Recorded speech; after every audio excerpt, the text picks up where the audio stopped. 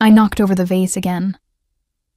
The crash echoed through the marble foyer of the Rossi mansion, water spreading across the gleaming floor in a pattern that looked almost artistic if you squinted and pretended it wasn't my third disaster of the morning.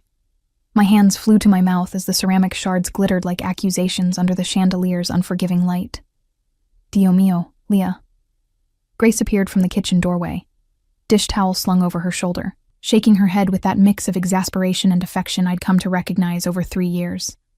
That's the second Ming vase this month. Technically, it was Qing Dynasty, I corrected, then immediately regretted it. Which doesn't make it better. I know. I'll pay for it. Again. Add it to my tab. Grace laughed, the sound warm despite my catastrophe. My brother doesn't care about the vases, Kara. He cares that you keep trying to dust them while carrying 3 other things. Use 2 hands. Or better yet, focus on 1 task at a time. Where's the efficiency in that?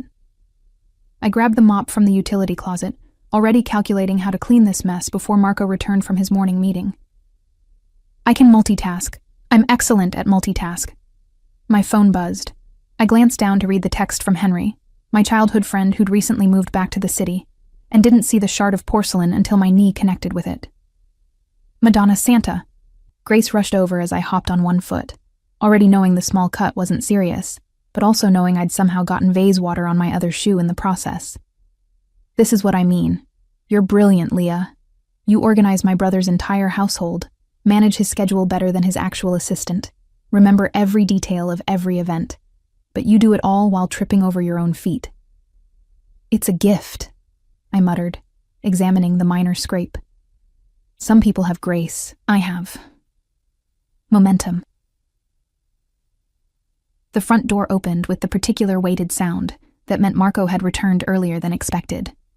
My stomach did that stupid flip it had started doing lately whenever he entered a room, which I firmly ignored, because acknowledging it would be acknowledging something I couldn't afford to acknowledge. Marco Rossi walked in like he owned the space, which he did. But it was more than that. At 33, he carried himself with the kind of certainty that came from building an empire through intelligence and ruthlessness in equal measure.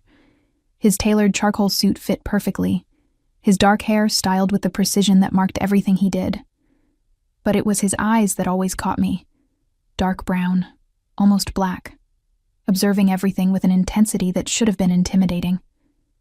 It was intimidating. I'd just gotten used to it. What happened? His voice was calm, controlled, the same tone he used when negotiating $1 million deals or handling threats to his operations. I murdered a vase, I announced, still holding the mop. In my defense, it was standing exactly where I needed to reach, and physics betrayed me. Grace snorted. Marco's expression didn't change, but something flickered in his eyes that might have been amusement. The vase, he said slowly, was a wedding gift from the Calabrian family. 17th century. Worth approximately $40,000. My stomach dropped to my knees. I'll start a payment plan, maybe set up a GoFundMe, appeal to the patron saint of clumsy housekeepers. There is no patron saint of clumsy housekeepers, Marco replied, stepping carefully around the water. And you're not paying for it. But you're also not fired, he continued, cutting off my protest, despite Grace's assurances 3 years ago that you were a hurricane in human form who can't sit still. He glanced at his sister, who had the decency to look slightly guilty. She also said you were the most competent, detail-oriented person she'd ever met. Both things appear to be true simultaneously. I opened my mouth, closed it, opened it again. An actual fish would have been more articulate. Marco moved past me toward his office, but paused. Patrick mentioned you called him a muscular broccoli last week, while making his protein shake. Heat flooded my face. I thought he was in the gym. I was talking to Grace. It was a compliment. Broccoli is healthy and... He found it hilarious, Marco interrupted, as did I, when he repeated it during our security briefing. His gaze held mine for a moment longer than necessary. Clean up the vase, Leah. Try not to injure yourself further in the process. He disappeared into his office, leaving me standing in a puddle of my own making, both literal and metaphorical. He likes you, Grace said quietly, mopping up the water I'd somehow forgotten about. He tolerates me because I keep his life organized. I corrected, bending to collect the larger shards. There's a difference. Is there? Grace's knowing smile made me uncomfortable. You've been here 3 years, Leah. You've seen the others he's hired. The ones who were perfectly professional, impeccably qualified, respectful to the point of fear. None of them lasted 6 months. You insult his security chief, break priceless antiques, and walk around humming show tunes while organizing his life with military precision. And he keeps you. That's because I'm good at my job, I insisted. But my voice sounded uncertain even to my own ears. You're excellent at your job, Grace agreed. But that's not why you're still here. Before I could formulate a response that didn't sound defensive, my phone buzzed again. Henry, confirming plans for Friday. Grace glanced at the screen over my shoulder. Who's Henry? Childhood friend. He moved back to the city last month. We're catching up Friday. I typed a quick confirmation. He offered to drive me to the neighborhood reunion thing. Remember those block parties our old street used to do? You grew up in Little Italy? 3 blocks from where Henry lived. We lost touch when I moved for work, but he looked me up through social media. I pocketed my phone. It'll be nice to see everyone again. Apparently Mrs. Chen still makes those dumplings that could cure any bad day. Grace made a non-committal sound that, in retrospect, should have warned me something was brewing. But I was too busy finishing the cleanup, reorganizing the disaster I'd created, and trying not to think about why my pulse jumped whenever Marco was nearby. The rest of the day proceeded normally, which in the Rossi household meant organized chaos. I coordinated a dinner party for 8, rescheduled 3 meetings, managed to order replacement orchids for the ones I'd overwatered last week, and only tripped twice. Progress. That evening, as I prepared to leave, Marco emerged from his office. Leah. I turned, smoothing my shirt automatically. Yes? The Santoro contract negotiations. You left the updated terms on my desk. With the modifications you wanted, color-coded by priority. The sections requiring immediate attention are marked in red. Yellow for review by end of week. Green for... I know the system. He stepped closer, and I caught the scent of his cologne. Something expensive and subtle that reminded me of cedarwood and confidence. You anticipated the counter-arguments I'd need for Sections 7 and 9. Added supporting data I hadn't requested. You would have needed it eventually, I said, uncertain whether this was praise or criticism. The Santoros always push back on liability clauses. I pulled comparable contracts from similar negotiations to strengthen your position. Marco studied me with that intense focus that made me feel simultaneously seen and scrutinized. You're wasted as household staff, Leah. I'm not wasted. I'm exactly where I caught myself before saying something revealing. I'm good at this. You're extraordinary at this. He leaned against his desk, arms crossed. You notice everything, remember everything, process information faster than most people on my actual business team. Then it's a good thing I work for you, I managed, proud that my voice stayed steady despite my heart attempting to escape my ribcage. Yes, Marco said quietly. It is. The moment stretched, waited with something I didn't want to examine. Then Grace called from the kitchen about tomorrow's menu, and the spell broke. Good night, Mr. Rossi, I said, reverting to formality like armor. Marco, he corrected, as he had been correcting for 3 years. How many times must I tell you? At least once more, apparently. I grabbed my bag, offering a smile that felt more real than I intended. Good night, Marco. His expression softened almost imperceptibly. Good night, Leah. Try not to break anything on your way out. The night is young, I called over my shoulder. Anything could happen. I heard what might have been a laugh as I left, but I didn't look back to confirm it. Friday arrived wrapped in the kind of golden autumn light that made even the city's concrete feel romantic. I finished my morning tasks with unusual efficiency, partly because I was excited about the reunion, partly because Marco had been watching me more than usual all week, and it made my hands even clumsier than normal. You're humming again, Patrick observed, entering the kitchen where I was preparing Marco's afternoon espresso. The security chief, still muscular, still reminiscent of broccoli, grinned at me. Hot date? Childhood friend picking me up for a neighborhood thing, I corrected, measuring the coffee grounds with the precision Marco preferred. Not that my social life is anyone's business, Broccoli Man. You're never going to let that go, are you? Never, I confirmed cheerfully. Own your vegetable identity, Patrick. It suits you. He laughed, but his radio crackled before he could respond. Boss needs you in the study, he said, suddenly professional. Something about the shipping manifests. I delivered Marco's espresso first. Perfect temperature, perfect crema, and found him staring at his computer screen with the particular intensity that meant someone had made an error, and he was deciding how severely to handle it. The Rotterdam shipment, I said, setting down the cup. The containers were mislabeled. I already contacted the port authority and our customs broker. It's being corrected now. Should clear by Tuesday. Marco looked up, and something in his expression made my breath catch. You handled it already. 2 hours ago, when I saw the discrepancy in the morning report. You were on the phone with the Calabrians, so I took initiative. I hope that was appropriate. It was more than appropriate. He stood, moving around the desk in that fluid way he had. Leah, you realize most of my actual staff wouldn't have noticed that error until it caused a significant delay? I shrugged, uncomfortable with the praise. I just pay attention. It's not that remarkable. It is to me. His voice dropped lower, more intimate.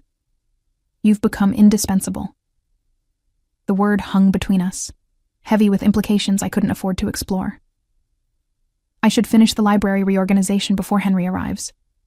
Grace mentioned you wanted the reference section. Henry. Marco's tone shifted, cooling slightly. The childhood friend. Right. He's picking me up at 6. I checked my watch, already calculating how much time I had.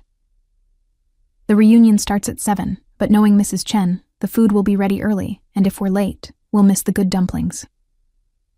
He's driving you. It wasn't a question, but I answered anyway. My car's in the shop. Timing belt. Henry offered when I mentioned it yesterday. He's going to the reunion too. He grew up 2 blocks from my family. I started toward the door, then paused. Did you need something else with the manifests? I can pull the full documentation if... No. Marco's jaw tightened almost imperceptibly. That's all. I left, but the strange tension followed me through the afternoon like a shadow I couldn't shake. At exactly 6 o'clock, a car horn sounded from the circular driveway. Through the window, I saw Henry's familiar grin, his hand waving enthusiastically. He'd aged well, still had that boyish energy that made everyone around him smile, still dressed like he'd grabbed whatever was clean from the laundry basket. I grabbed my jacket and bag, calling goodbye to Grace, and hurried down the front steps. That's when my coordination betrayed me spectacularly. My heel caught on the edge of the stone step. My ankle twisted. And suddenly I was falling forward with the kind of slow-motion clarity that let you know exactly how embarrassing this was going to be. Henry lunged from the driver's seat, catching me around the waist before I could faceplant on the driveway. Still graceful as ever, Leah. Shut up, I laughed, straightening but keeping a hand on his arm for balance. My coordination peaked at age 7 and it's been downhill since. Remember when you tripped during the Easter pageant and took down 3 other angels? I was 8. And those wings were a safety hazard. I was still laughing, still holding his arm, still completely unaware of the figure watching from the study window. Henry released me but kept his hand hovering near my elbow, protective. You okay? Twist anything? Just my dignity, as usual. I tested my ankle. Fine, thankfully. Come on. Mrs. Chen's dumplings wait for no one. As Henry opened the car door for me, I glanced back at the mansion, catching a glimpse of movement in Marco's study. But when I looked again, the window was empty. The reunion was exactly what I needed. Loud, chaotic, full of people who'd known me when I was gap-toothed and couldn't walk 3 steps without tripping. Mrs. Chen's dumplings were as perfect as memory promised. The neighborhood gossip was deliciously petty, and Henry kept me laughing with stories about his new job in graphic design. You seem happy, he observed around 9 o'clock, as we stood near the dessert table. Different than I remember. More. Settled. I like my job, I said, surprising myself with how true it was. My boss is demanding but fair. His sister is wonderful. The work is challenging. I'm good at it. Just good? Henry's eyes held knowing amusement. Leah, you were always brilliant. You just hid it behind the chaos. The chaos isn't hiding anything. The chaos is authentic. I grabbed a cannoli, biting into it with probably too much enthusiasm. I just learned to use it. Turns out being scattered works if you're scattered in all the right directions simultaneously. We stayed until nearly 11, and I was still laughing about something ridiculous when Henry pulled up to the Rossi mansion. The house was mostly dark except for Marco's study. He often worked late, handling business across different time zones. Thanks for tonight, I said, gathering my bag. I needed this. Anytime. We should do it more often. Henry smiled. Maybe next Friday? There's a new Italian place downtown that... Leah. Marco's voice cut through the night, sharp and cold. I turned to find him standing in the doorway, still in his work clothes but with his tie loosened, top button undone. The porch light cast his face in severe shadows, making him look almost dangerous. Mr. Rossi, I said automatically, then caught myself. Marco, you're still up. Who is this? Not a question, a demand. Henry, bless him, had no idea he'd just stepped into something complicated. Henry Mitchell, old friend of Leah's. You must be her boss. She's mentioned how demanding you are. He said it warmly, like it was a compliment. Marco's expression didn't change, but the temperature seemed to drop 10 degrees. How long have you been seeing each other? We're not... I started, but Henry, oblivious to the minefield, jumped in. Just reconnected last month. Can you believe it? Lost touch for 7 years. Then I literally ran into her at the grocery store. Felt like fate. Fate. Marco repeated the word like it tasted wrong. How convenient. Marco, I said carefully, sensing danger I couldn't quite identify. Henry and I are just friends. Childhood friends. He gave me a ride to a neighborhood reunion. That's all. That's all, Marco echoed, his gaze never leaving Henry. You should go, Mr. Mitchell. Leah has work tomorrow, early. The dismissal was absolute. Henry glanced at me, confused but polite enough not to argue. Right. Of course. See you next week, Leah? Maybe, I said, wanting to sound normal but hearing the uncertainty in my voice. I'll text you. After Henry drove away, I stood on the driveway, staring at Marco, who stared back with an intensity that made my pulse race for entirely wrong reasons. What was that? I demanded, finding my courage. You were incredibly rude. Was I... He descended the steps slowly, each movement controlled. Tell me, Leah, how often has Mr. Mitchell been driving you places, picking you up, taking you to reunions? Tonight was the first time. What is your problem? My problem, Marco said, voice dangerously soft, is that I don't know this man. I don't know his intentions. I don't know if he's safe. He's Henry. I've known him since I was 6. He's harmless. No man is harmless around you. The words hung in the air between us, loaded with meaning I couldn't process. Marco's jaw clenched like he regretted speaking, but his eyes held mine, unflinching. That's not fair, I said quietly. You don't get to police my friendships. You're my employer, not my keeper. Am I? The question was barely audible. Is that all I am to you, Leah? My heart hammered against my ribs. What else would you be? For a moment I thought he might answer honestly, but then his expression shuddered, walls slamming back into place. Nothing, he said, turning toward the house. Get some rest. Tomorrow's schedule is demanding. I watched him disappear inside, leaving me standing in the driveway, confused and inexplicably hurt by something I couldn't name. Grace found me 10 minutes later, still standing there like an idiot. He saw you, she said simply. Through the study window. Saw Henry catch you. Saw you laughing.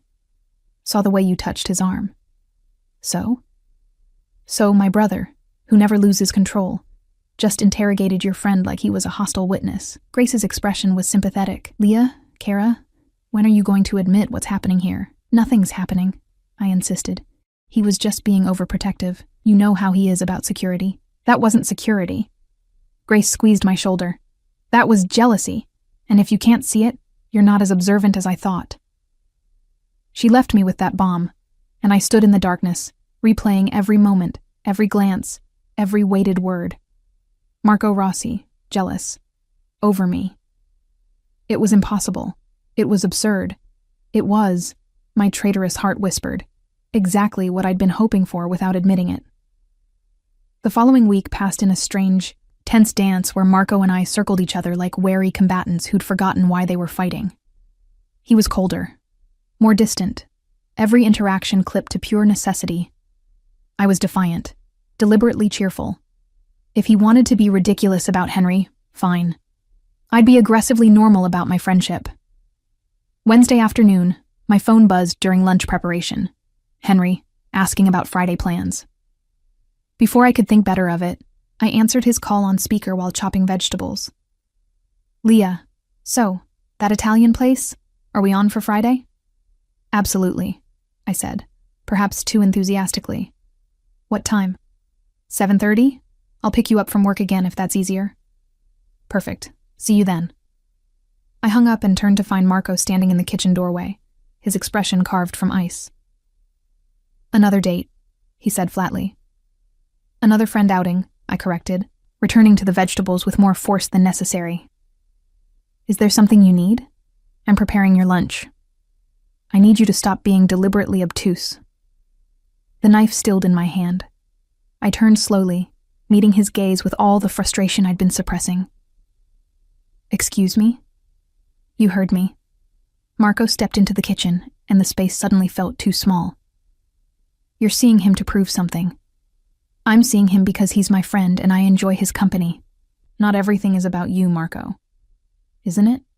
His voice dropped dangerously low. "You've worked here 3 years, Leah. 3 years without mentioning any friends, any social life, any romantic interests. Then suddenly this man appears, and you're going out twice in 1 week. Maybe I kept my personal life private because my employer made it clear we had a professional relationship." The words burst out before I could stop them. "Maybe I didn't think you'd care what I did on my own time." "You thought I didn't care?" Marco moved closer, his control fraying at the edges. "You honestly believed I didn't notice every time you smiled? Every time you laughed? Every small moment of joy you brought into this house?" My breath caught. "Marco, I notice everything about you, Leah." His hands clenched at his sides like he was physically restraining himself. "The way you hum when you're concentrating. How you bite your lip when you're worried about making a mistake. The fact that you always triple-check the coffee temperature because you know I'm particular. That you can't walk 3 steps without tripping over something, but you remember every detail of contracts you glanced at once. Then why," my voice cracked, "why are you only saying this now? Why only when Henry's involved?" "Because I'm a coward." The admission seemed to cost him. "Because you deserve better than a man whose hands are stained with blood. Because I convinced myself professional distance was kindness. And because watching another man catch you, make you laugh, plan dinners with you, it broke something in me I didn't know could break." The kitchen fell silent except for our breathing. "You're jealous," I whispered, finally saying it aloud. "Yes." No hesitation. Irrationally, completely, frustratingly jealous of a man I've never met, who's done nothing wrong except exist near you. I should have been angry, should have maintained boundaries, should have protected myself. Instead, I said, "Henry's gay, Marco." He blinked. "What?" "Henry's gay. Happily partnered for 3 years with a man named Thomas, who's a pediatric surgeon. He couldn't make the reunion because he was on call." Henry showed me approximately 400 pictures of their cat, Mr. Whiskers, who apparently has Instagram followers. Marco's expression cycled through several emotions too quickly to track. "He's not remotely interested in me romantically. Never has been. We're friends. Actual, platonic, childhood friends who lost touch and reconnected." I crossed my arms, suddenly aware I'd been defending myself against accusations no one had made. "The Italian restaurant? He wants me to meet Thomas officially. It's a double friend date situation where I'll probably be the awkward third wheel talking too much about pasta shapes." "Pasta shapes," Marco repeated faintly. "I have opinions about pasta shapes. It's a whole thing. I was babbling now, nervous energy spilling out. Rigatoni is superior to penne for sauce retention. Fettuccine is objectively better than linguine despite what anyone says. Farfalla is decorative nonsense that... Leah.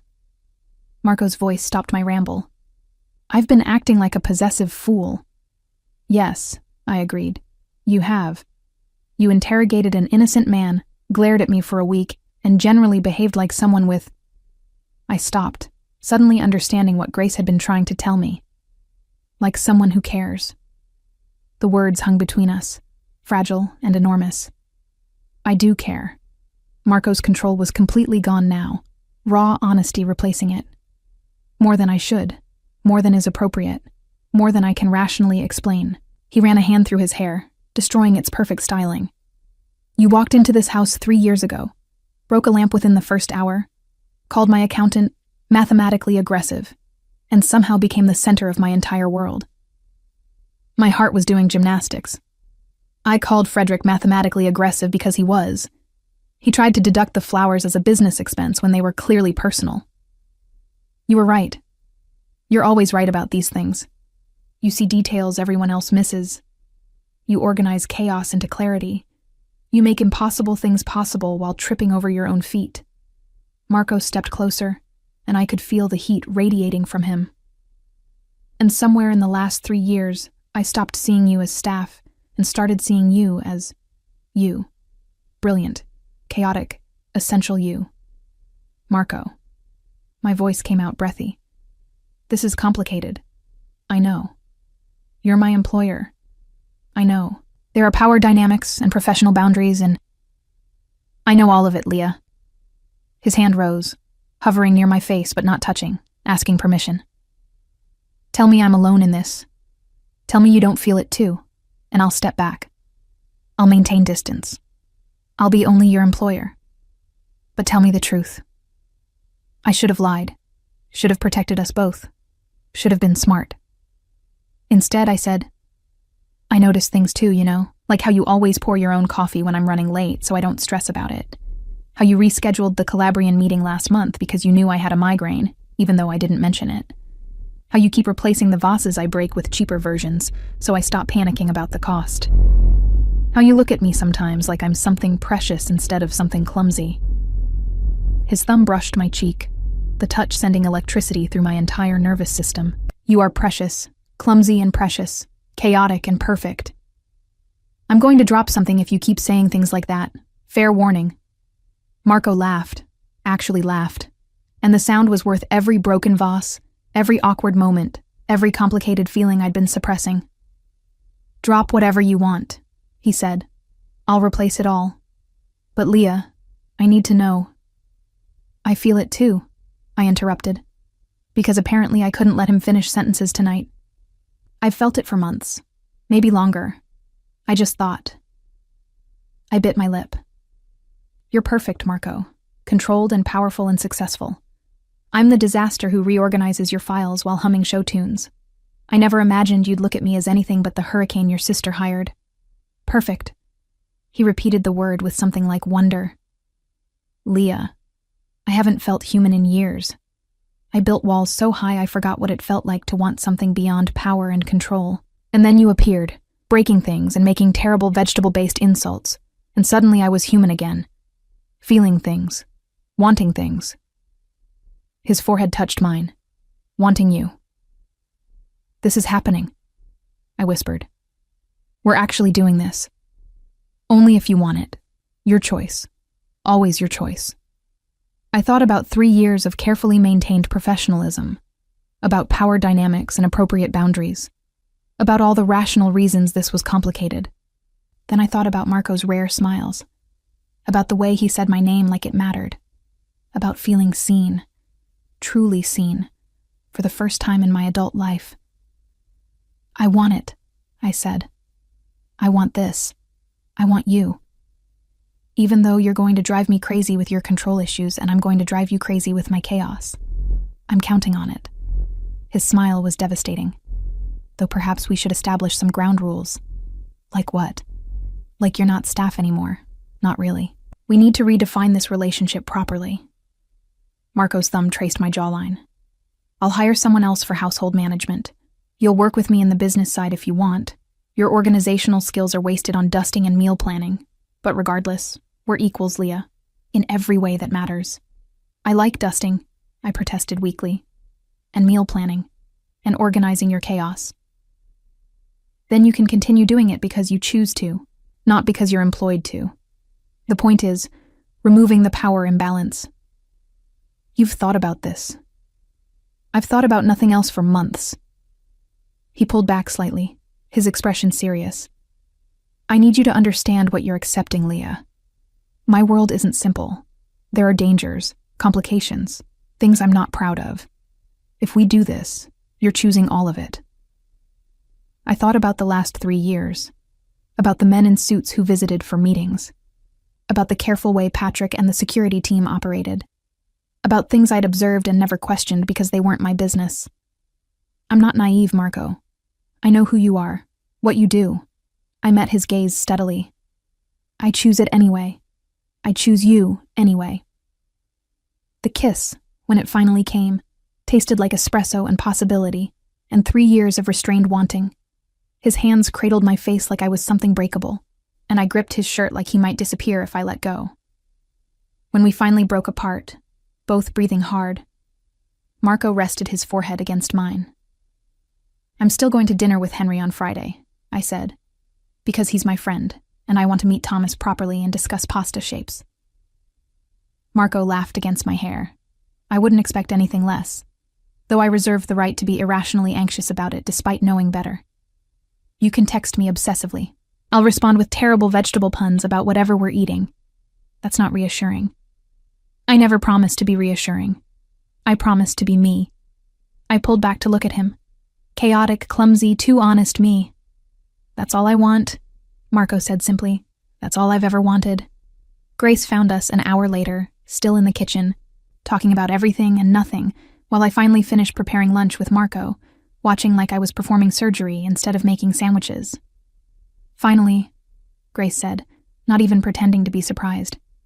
I was beginning to think I'd have to lock you both in a closet. You knew? I asked. Everyone knew, Kara. Everyone except you two. She kissed her brother's cheek. Try not to break her. She's the best thing that's happened to this family in decades. I'm more worried about her breaking things, Marco said dryly, pulling me against his side. Starting with my composure. Your composure was already broken, I pointed out. I just helped you notice. And really, that was the truth of it. Marco hadn't changed. I hadn't fixed him. We'd simply stopped pretending we were anything other than what we'd become. Two people who saw each other clearly despite the chaos and control, and chose each other anyway. The shift from employer-employee to something infinitely more complicated happened gradually, like watching dawn break, imperceptible, until suddenly everything was illuminated. Monday morning, I arrived at the mansion to find my workspace had been transformed. The small desk in the corner of the kitchen where I'd managed household tasks for 3 years was gone. In its place, nothing. Instead, Grace directed me to the second-floor office adjacent to Marco's study, a room I'd always assumed was storage. It wasn't storage. Floor-to-ceiling windows overlooked the garden. A desk that probably cost more than my car sat positioned to catch natural light. My files, all of them, were already organized on custom shelving. A laptop, far superior to the ancient one I'd been using, sat waiting with my login already configured. Marco had Patrick and the staff move everything overnight, Grace explained, leaning against the doorframe with a knowing smile. He's been planning this for 2 weeks, since before the Henry situation, actually. He was just waiting for the right moment. I ran my fingers over the desk's smooth surface. This is too much. It's appropriate. You're not cleaning and organizing anymore, Leah. You're consulting, managing, actually using that brilliant brain of yours. Grace moved into the room, her expression turning serious. My brother is giving you a real position because you've earned it. Not because you're together now. Those are separate things. Are they? I sank into the ergonomic chair that fit perfectly. Everyone will think. Everyone who matters knows you've been doing this level of work for years, without proper recognition or compensation. She placed a folder on the desk. Your new contract. Salary commensurate with your actual responsibilities. Official title, Director of Operations. You'll oversee household management, but also coordinate with Marco's business managers, handle scheduling across divisions, manage special projects. I opened the folder, and the salary number made me blink. Grace, this is what you're worth. Maybe even less than you're worth. But Marco was trying to be reasonable. She grinned. I told him to double it. He compromised at 1.5 times. I can't accept this. You can, and you will. Because if you don't, I'll be insulted that you think so little of your own value. Grace's tone turned stern. You've been undercharging yourself for 3 years, Kara. No more. Before I could argue further, Marco appeared in the doorway. He'd clearly been waiting for Grace to brief me first, giving me space to process without his overwhelming presence influencing my decision. Leah. He entered slowly, gauging my reaction. If the office isn't suitable, we can... It's perfect. The words came out softer than I intended. It's too perfect. Marco, I don't need all this to do my job. I know you don't need it. That's not why I'm offering it. He leaned against the desk, close enough that I could smell his cologne. For 3 years, you've worked twice as hard as anyone else, solved problems before I knew they existed, and managed impossible situations with grace. This position isn't charity. It's recognition of what you've already been doing without proper acknowledgement. People will say you're giving me special treatment because we're together.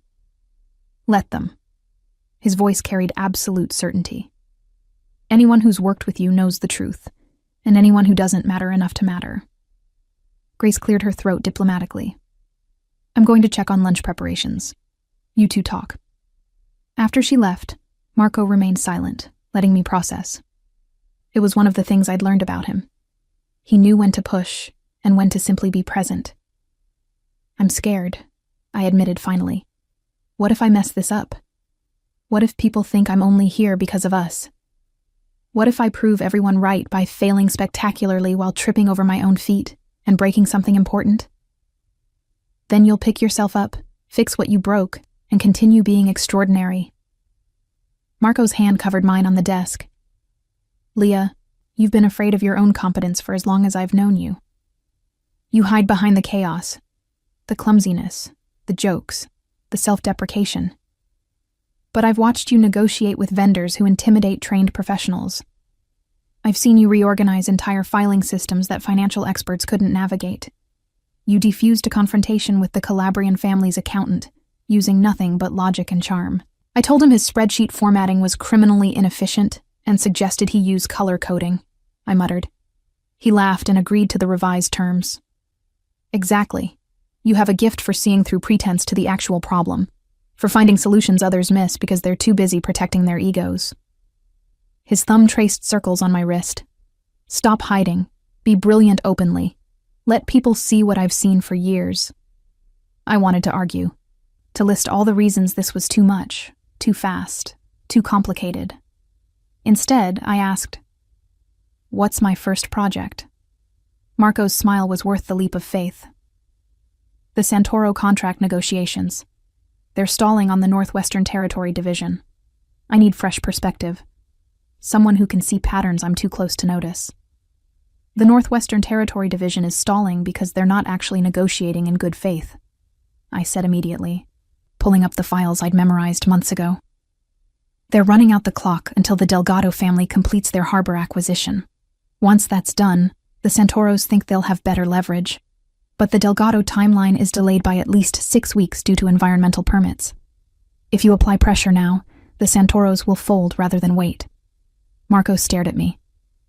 How did you know about the Delgado permits?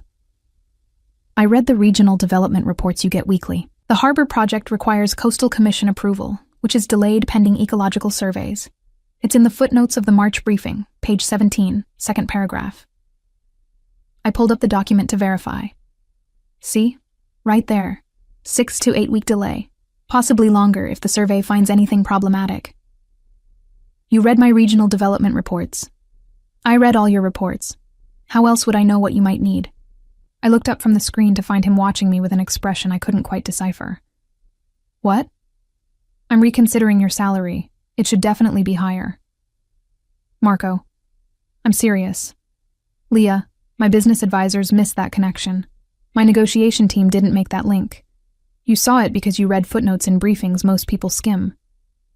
It's not that impressive. I just pay attention. It's incredibly impressive. And it's exactly why you belong in this office, with this title, doing this work. He stood, pulling me to my feet. One condition, though. What?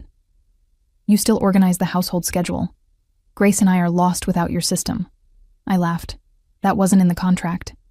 Consider it a bonus responsibility, though we're paying you extra for it now. You're impossible. I'm in love with you. The words came out casual, like he'd been saying them for years instead of for the first time. That tends to make people do impossible things. My breath caught. Marco, too soon?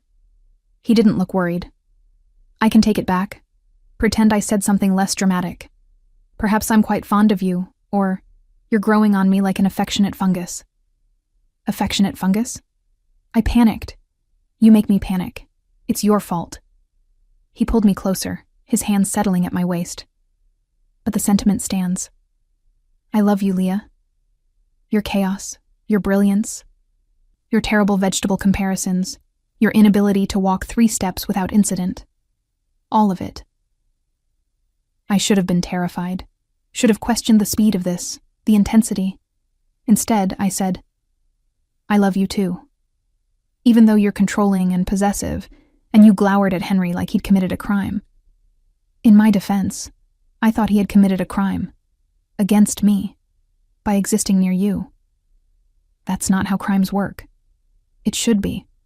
He kissed my forehead, then my nose, then finally my mouth. Fair warning. I'm going to be terrible at this, at being open, at not defaulting to control when I'm worried about your safety, at accepting that you're capable of handling situations without my interference. And I'm going to be terrible at being organized while not breaking things, at accepting help without arguing, at remembering that I'm allowed to be confident instead of self-deprecating. I leaned into him. We'll be disasters together, my favorite kind of disaster. The intercom on my new desk buzzed. Apparently it was connected to Marco's study. Patrick's voice crackled through. Boss, the Santoro lawyer is online too. Should I tell him you're busy? Marco looked at me, eyebrows raised. What do I tell him? Tell him the Northwestern Territory terms are non-negotiable, but you're willing to discuss the harbor access clauses if they commit by end of week. Mention you're aware of regional developments that might affect their timeline. Let him infer you know about the Delgado delay, without stating it outright. That's my line? That's your leverage. Make them think you know more than you do, which you do now, because I told you. I shooed him toward his office. Go negotiate. I have work to do. Apparently I'm director of operations now. Very important. Much responsibility. Leah, I turned back. Thank you, Marco said simply, for seeing me, for choosing this, for being exactly who you are. Thank you for building me an office so I'd stop organizing your life from a kitchen corner like some kind of domestic wizard. Domestic wizard. He shook his head, smiling. I'll add that to your official title. After he left, I sat in my new chair, in my new office with my new title and impossible salary, and felt something unfamiliar settle in my chest. Not happiness exactly. Something bigger, something that felt like belonging. Grace appeared in the doorway with espresso. Perfect temperature, perfect crema.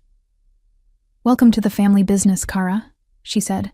Try not to reorganize us out of existence. No promises, I replied, already pulling up the Santoro files with renewed purpose.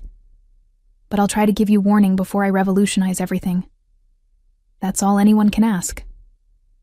Through the wall, I could hear Marco's voice, measured and confident as he delivered the negotiation terms I'd outlined. When he reached the part about regional developments, he paused, I imagined him smiling, and then deployed the leverage with perfect precision. I opened my laptop and got to work, feeling more myself than I had in years. Clumsy, brilliant, chaotic, essential me, finally in exactly the right place. 3 weeks into our new reality, I discovered that loving Marco Rossi meant accepting two contradictory truths simultaneously. He trusted me completely with his business operations, and he trusted no one completely with my safety. "You're doing it again," I said, without looking up from the logistics report I was reviewing. "I can feel you hovering." "I'm not hovering." Patrick's voice came from the doorway of my office. "I'm providing security oversight. You've been standing there for 10 minutes watching me type. That's hovering." I turned to face him, arms crossed. "Marco sent you, didn't he? Boss wants to ensure the office is secure. New protocols since you've taken on more visible responsibilities." Patrick had the decency to look slightly guilty. "You're handling sensitive information now. Contract details, negotiation strategies, financial projections. That makes you a potential target for people who'd like to undermine the family's operations." "I've been handling sensitive information for 3 years. What's actually changed?" "Now people know you're handling it. There's a difference between being invisible staff and being officially positioned as the director of operations." He moved into the room, his expression serious.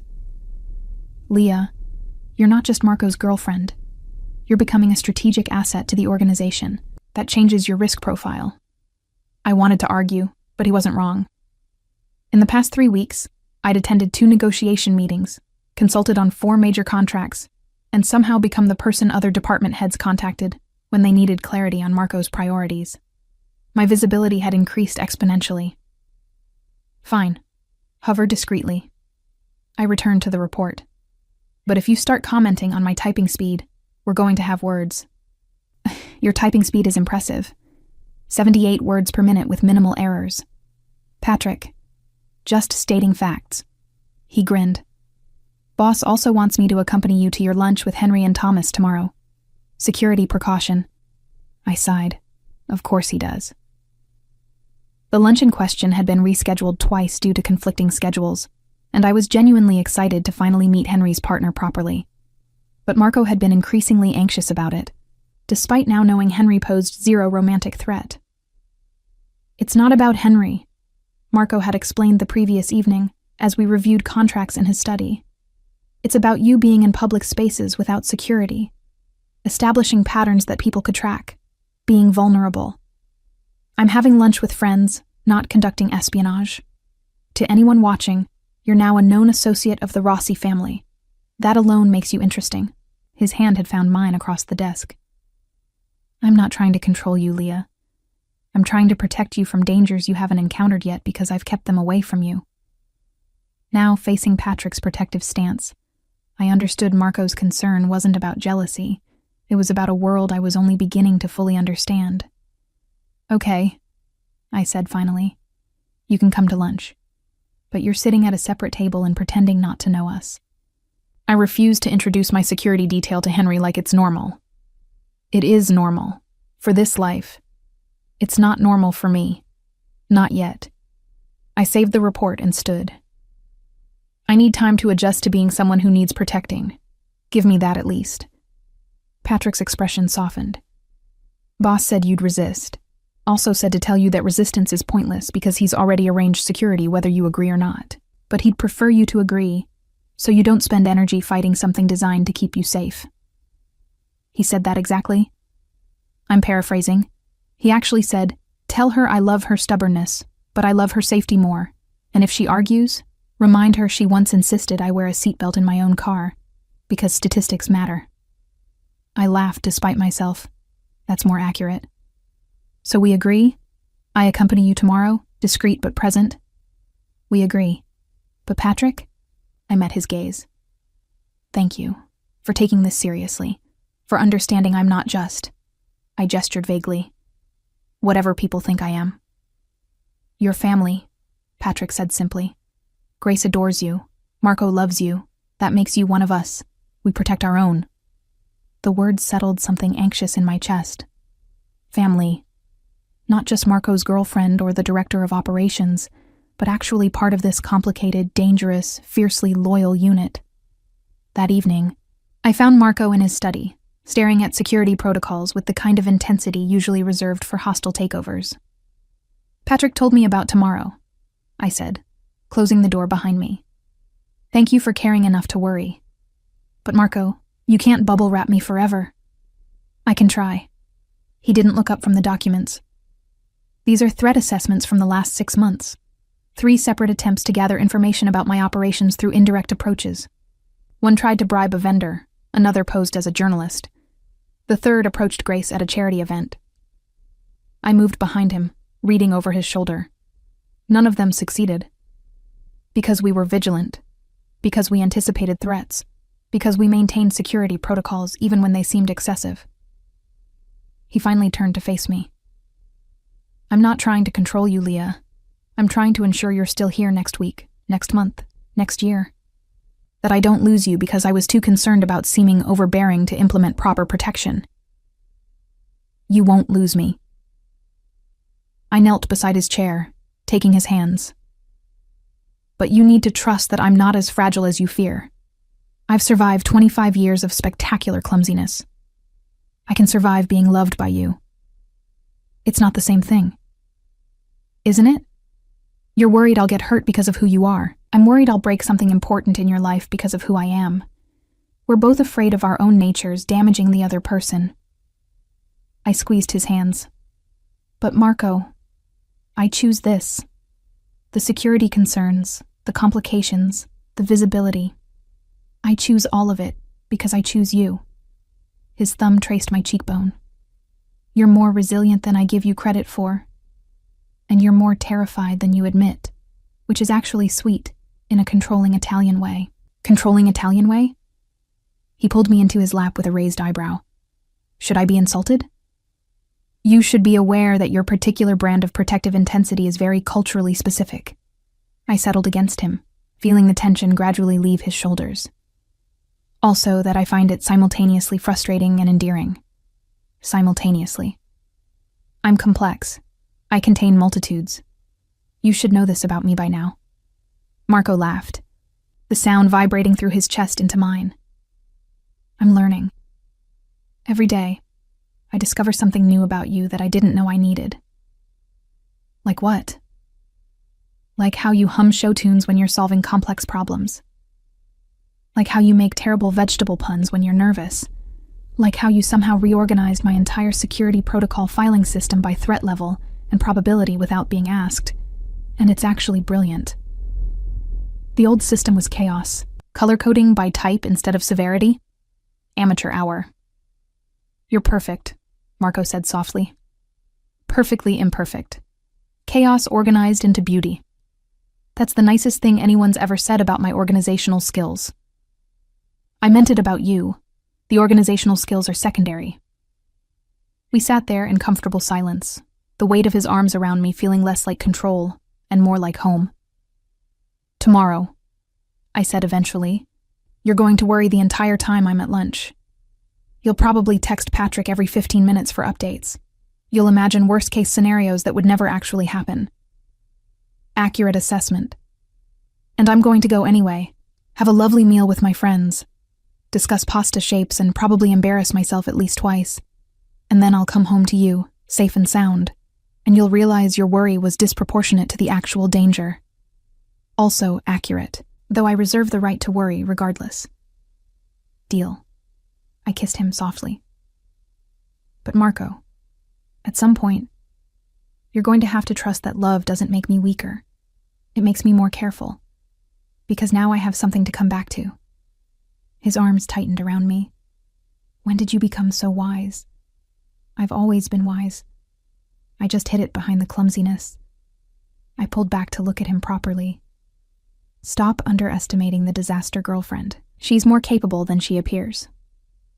The disaster girlfriend, Marco repeated with amusement. Is that your official title now? Director of Operations and Disaster Girlfriend. It has a nice ring to it. It truly doesn't. Too late. I'm having business cards made. The next day, lunch with Henry and Thomas went perfectly. No threats materialized. No dangerous situations emerged. And I only spilled water once.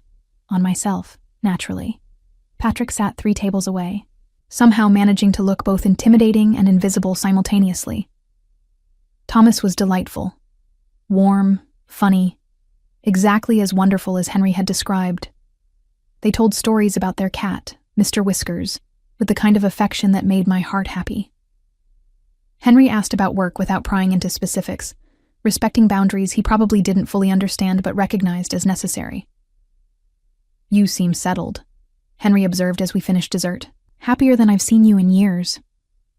"I am," I said honestly. "It's complicated and sometimes overwhelming, but it's real. And right." "Good." He squeezed my hand across the table. "You deserve real and right, Leah, even if it comes with security details at separate tables." "You noticed." "Hard not to, but I get it. Marco's world comes with precautions." Henry smiled. "As long as you're choosing it freely, that's what matters." When I returned to the mansion that afternoon, Marco was waiting in my office, pretending to review documents, but clearly just watching for my arrival. "I survived," I announced. "Not even a minor catastrophe. Your worry was entirely unfounded."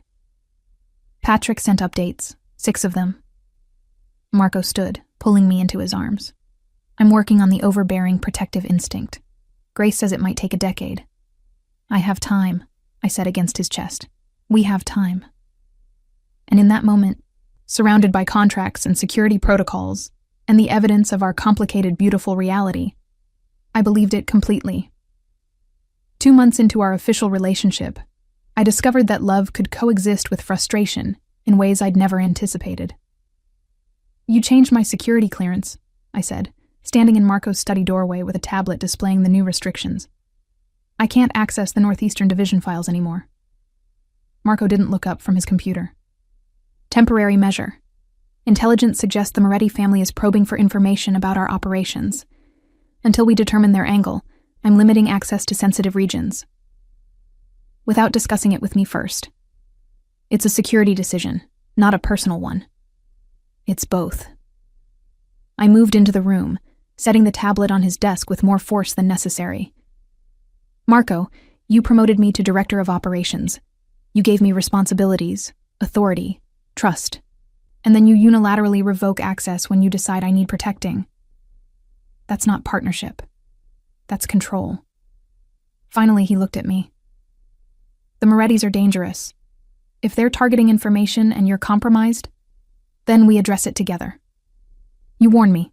We adjust protocols. We make decisions as a team." I crossed my arms. "You can't love me and trust me while simultaneously treating me like a liability that needs managing." "You're not a liability. You're—" He stopped himself, jaw tightening. "I'm what? Too important to risk? Too precious to expose to reality?" My frustration bubbled over. "I understand your world better than you think, Marco. I've watched, listened, connected dots you assumed I'd miss. I know about the shipping routes through Rotterdam that aren't just shipping. I know the real estate acquisitions in the harbor district involve more than property development. I know because I'm not naive, and I'm not blind." The silence stretched between us, heavy with implications. "You know," Marco said quietly, "and you've never said anything.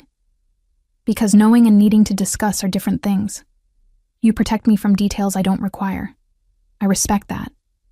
But don't protect me so thoroughly that you erase the person you fell in love with.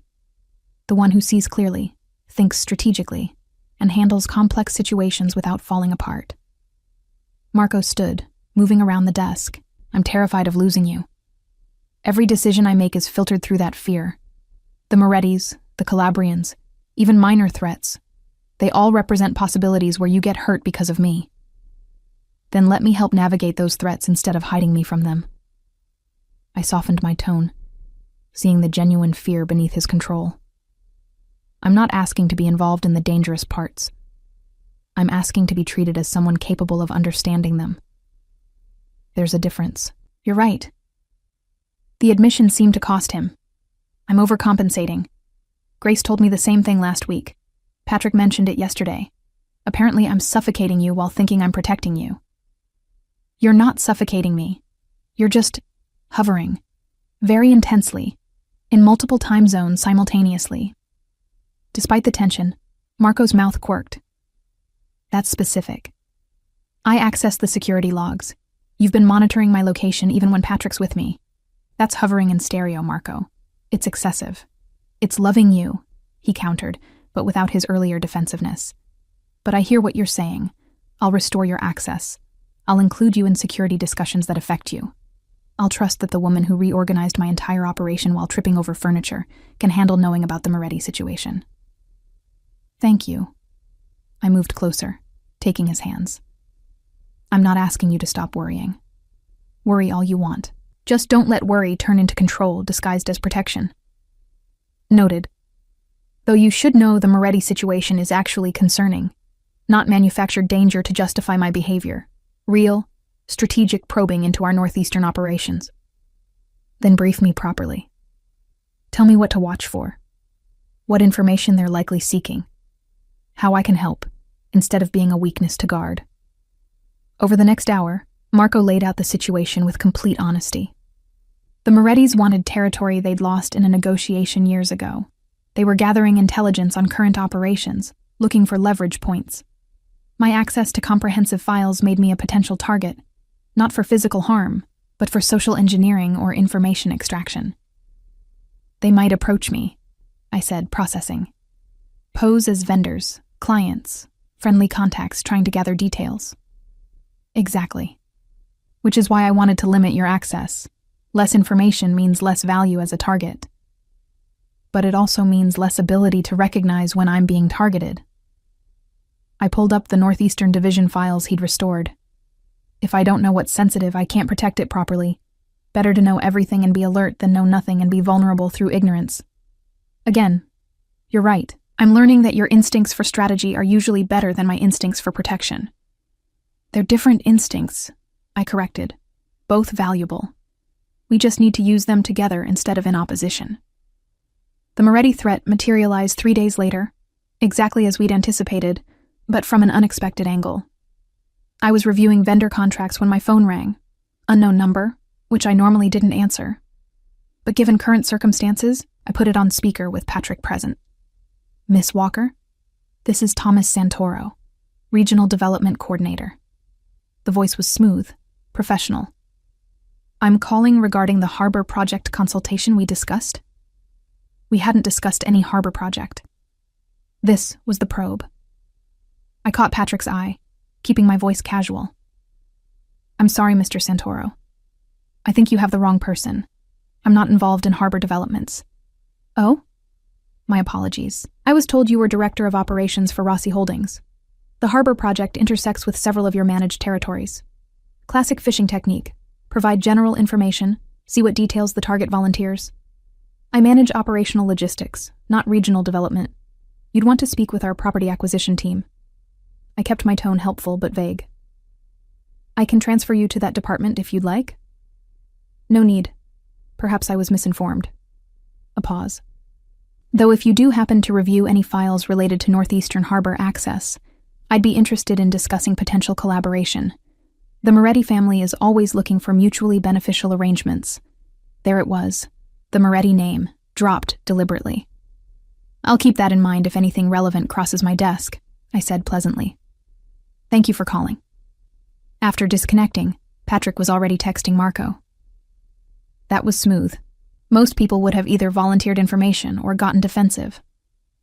Most people haven't spent 3 years watching Marco negotiate. You learn to recognize fishing expeditions. I documented the call in our security log. They know my name, my title, and that I have file access. What they don't know is whether I'm aware enough to recognize their approach. Now they know you are. That'll change their strategy. Good. Better they approach me carefully than assume I'm an easy target.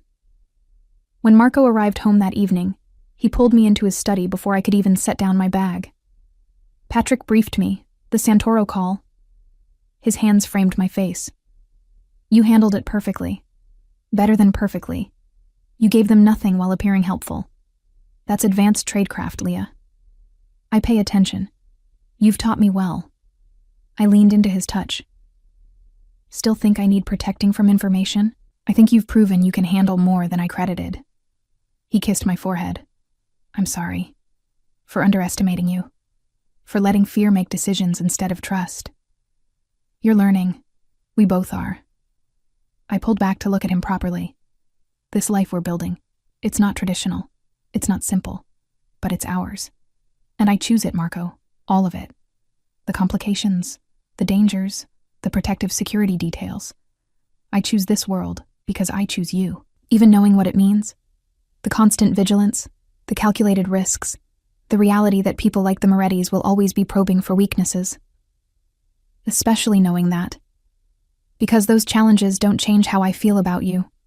They're context, not deal breakers. I laced my fingers through his. I'm not naive enough to think love conquers everything, but I'm optimistic enough to believe we can navigate everything together. Marco's expression softened into something vulnerable and hopeful. Together. I like the sound of that. Good, because you're stuck with me now. Chaos, clumsiness, strategic thinking, and all. My favorite combination. 6 months later, I stood in our bedroom. Somewhere along the way, my apartment lease had expired, and I'd simply stayed, neither of us acknowledging the transition until Grace started calling it our place, getting ready for the annual charity gala. The dress was elegant, burgundy silk that Marco had insisted on buying despite my protests. But I'd won the argument about shoes, selecting practical heels I could actually walk in instead of the designer torture devices he'd suggested. You look beautiful, Marco said from the doorway, already dressed in his tuxedo. Though I maintain the Louboutins would have been stunning. The Louboutins would have resulted in me falling down the stairs and creating a scene. These are stunning and functional. I turned, letting him zip the dress. How do I look? Appropriately professional for the director of operations attending her first major social event in official capacity? You look like the woman I love. His hands settled at my waist. But yes, also appropriately professional. Grace will be proud. The gala was everything I'd expected. Wealthy donors, careful politics, the subtle dance of power and influence. But this time, I wasn't serving. I was participating. Marco introduced me without hesitation to business associates, rivals, allies. Not as his girlfriend trying to hide in the background, but as his partner in every sense that mattered. So you're the one who reorganized the Northeastern operations, a silver-haired man said during cocktails. Santoro mentioned you were formidable. Mr. Santoro called me by mistake, I replied smoothly. But I appreciate the compliment nonetheless. The man laughed, understanding the unspoken message. Smart and diplomatic, Rossi chose well. After he moved on, Marco leaned close. You just earned respect from the Calabrian family's financial advisor. That's not easy. I simply told the truth. I am smart and diplomatic. I sipped champagne. Also, your security protocols are showing. Patrick hasn't taken his eyes off me all evening. Can you blame him? You're the most interesting person here. I'm the person who tripped over the red carpet entrance, which you recovered from with Grace, immediately made a self-deprecating joke to the photographer, and turned a potential embarrassment into a charming moment. Marco's pride was evident. You're extraordinary, Leah. I wish you saw yourself the way I see you. I'm getting there, slowly, with help from an overprotective Italian with control issues and an inconvenient habit of being right about my capabilities. Inconvenient for whom? For me. Makes it harder to hide behind self-doubt when you keep proving I'm more competent than I pretend. We danced later, surrounded by the same wealthy elite I'd once served. The difference was surreal. Same venue, different perspective. Then, I'd been invisible. Now, I was seen. What are you thinking? Marco asked, sensing my contemplative mood. That a year ago, I was delivering desserts to this hotel through the service entrance. Now I'm dancing in the ballroom with the man who owns it. I met his eyes. It's strange and wonderful and slightly terrifying. Regrets? None. Questions, yes. Doubts about whether I belong here occasionally. But regrets? Never. I rested my head against his shoulder. You gave me a chance to be more than I thought possible. This life, this work, this partnership, it's everything I didn't know I wanted. You gave me something too, Marco said quietly. You gave me the courage to be human again, to want things beyond power and control, to believe I could be loved not despite who I am, but including all of it. The song ended, but we remained on the dance floor, swaying gently while other couples moved around us. I love you, I said simply. Your control issues, your protective instincts, your terrible habit of monitoring my location across multiple platforms. All of it. I love you too. Your chaos, your brilliance, your inability to walk without incident, your spectacular vegetable-based insults, and your capacity to reorganize my entire world while humming show tunes. We're ridiculous. We're perfect. And standing there in the ballroom where our complicated story had begun, surrounded by the life we were building together, I believed him completely. We were chaos and control, finding balance, disaster and precision, creating harmony. Two people who'd learned that love isn't about being perfect. It's about being perfectly imperfect together.